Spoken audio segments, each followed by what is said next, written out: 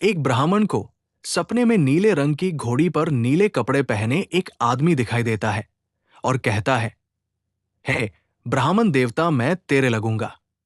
ब्राह्मण घबराकर उठ गया। अगले दिन यही सपना उसे फिर आता है। ये सपना उसे रोज आने लगा। वो परेशान हो गया और चिंता के मारे दुबला होने लगा। उसकी पत्नी ने कारण पूछा तो उसने सपने के बारे में बताया। ब्राह्मणी बोली, वे अवश्य ही शनि महाराज होंगे। अब की बार दिखे तो कहना, लग जाऊं पर सवा पहर से ज्यादा मत लगना उस दिन सपना आने पर। ब्राह्मण ने कहा, लग जाऊं पर कितने समय के लिए लगोगे? शनि जी बोले, 7.5 वर्ष का लगूंगा।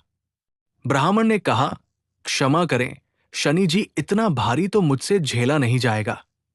तब शनि जी बोले, तो 5 वर्ष का लग जाऊंगा। ब्राह्मण बोला, ये भी मेरे लिए ज्यादा है। शनि जी बोले, 2.5 साल का लग जाऊं? ब्राह्मण ने मना किया तो शनि जी कहने लगे, 1.25 पहर का तो लगूंगा ही। इतना तो कोरी कलंगी भिखारी के भी लग जाता हूं। तब ब्राह्मण ने कहा, ठीक है। ब्राह्मण को 1.25 पहर की शनि की दशा लग गई। ब्राह्मण ने नींद से जागकर ब्राह्मणी से कहा, मेरे 1.25 पहर शनि की दशा लग गई है, इसलिए मैं जंगल में जाकर ये समय बिताऊंगा। मेरे लिए खाने पीने का सामान बांध दे। मेरे पीछे से किसी से लड़ाई झगड़ा ना हो, इसका ध्यान रखना। ज्यादातर घर में ही रहना। बच्चों का भी ध्यान रखना। इस 1.25 पहर के समय में कोई गाली भी दे तो चुपचाप सुन लेना, बहस मत करना। ये सब समझाकर ब्राह्मण जंगल में चला गया। जंगल में ब्राह्मण एक पीपल के पेड़ के नीचे बैठ गया और हनुमान जी का पाठ करने लगा। 1 पहर बीत गया। ब्राह्मण ने सोचा बाकी बचा समय रास्ते में बीत जाएगा, इसलिए वहां से चल दिया। रास्ते में एक बाड़ी में मतीरे लगे देखे। माली से एक मतीरा खरीदा, पोटली में बांधा और आगे बढ़ा।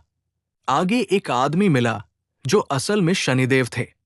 ब्राह्मण से पूछा, पोटली में क्या है? उसने कहा, मतीरा है। शनिदेव बोले, दिखाओ। ब्राह्मण ने पोटली खोली। उसमें राजकुमार का कटा हुआ खून से लथपथ सिर दिखा। शनिदेव ब्राह्मण को राजा के पास ले गए और कहा कि इस ब्राह्मण ने राजकुमार की हत्या कर दी है। इसके पास पोटली में राजकुमार का सिर है। राजा ने कहा, मैं ये नहीं देख सकता। इस ब्राह्मण को सूली पर चढ़ा दो।